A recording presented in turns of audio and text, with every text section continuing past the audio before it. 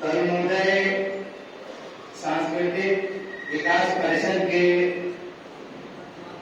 इस कार्यक्रम में उपस्थित आप तमाम लोगों का हम अभिवादन करते हैं और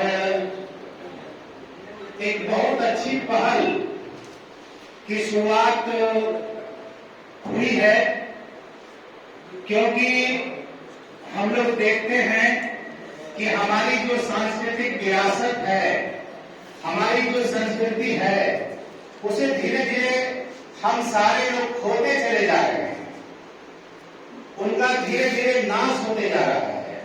आप याद कीजिए, जब हम लोग बच्चे थे तो अंतराक्षरी अगर होता था तो कविता के पाठ से होता था, रहीमन के दोहे से होता था, और आज वो फिल्मी गानों में परिणत हो गया। और वैसे गाने जो सेक्स को प्रभावित करते हैं, सेक्स को बढ़ावा देते हैं, वैसे गाने हमारे बच्चे गा रहे हैं, और उनसे क्या उम्मीद कर सकते हैं कि हमारी संस्कृति की विरासत कैसे सुरक्षित रहेगी। इसलिए इस तरह का पहल अपनी संस्कृति को बचाने के लिए, उसे बढ़ावा देने के लिए जो किया गया है वो काबिले तारीफ है, और खास करके इसके लिए तरुणोदय सांस्कृतिक विकास परिषद से जुड़े हुए उन सारे लोगों का हम दिल से सैल्यूट करते हैं।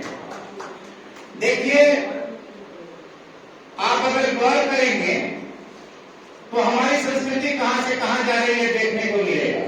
पहले गांव में अगर कहीं किसी के यहाँ भोज वगैरह होता था तो हम लोग जाते थे, पंगत बिस्ता था, लोग खाते थे, प्रेम से अगर शादी विवाह है तो कहा जाता था कि लड़का का जीजाजी है भाई, लड़का का भाई है, कोई उधर से रसगुल्ला ला के दे रहा है, कोई उधर से पूरी ला के दे रहा है, कोई सब्जी ला के दे रहा है। और आज की संस्कृति में, इंग्लिश संस्कृति में बफे सिस्टम हो गया है। एक ही प्लेट में रसगुल्ला भी है, मीट भी है, चटनी भी है, सलाद भी है, पुलाव भी है, सारा चीज है।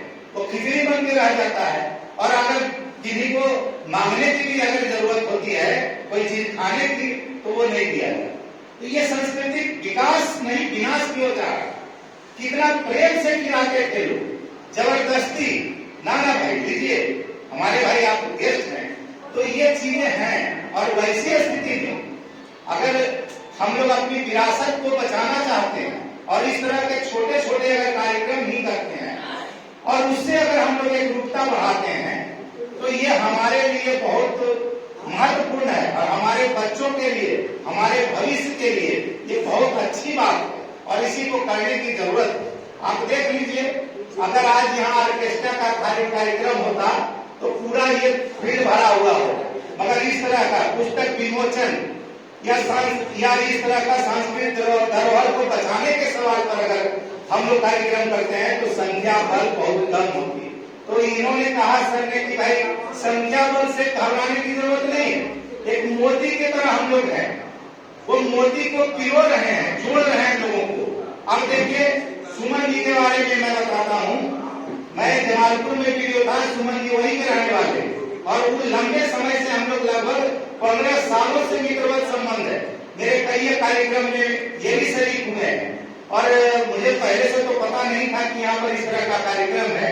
एकाएक करीब 12:30 बजे सुमन सर का फोन आया, मैं पॉलिटेक्निक चौक पर था, तो आने में थोड़ा सा विलम्ब हुआ। लेकिन मैं यहाँ पर पूर्णिया कॉलेज के प्रिंसिपल है, नालंदा जिले के हैं, अच्छा साहित्यिक रुचि रखते हैं। एक जितेंद्र वर्मा जी हैं, वो भी साहित्यिक रुचि रखते हैं। ऐसे ऐसे कसबा कॉलेज के कई प्रोफेसर हैं, और वो ऐसे सारे लोग हैं जो कि सांस्कृतिक विरासत और सामाजिक विकास के लिए पक्षधर हैं।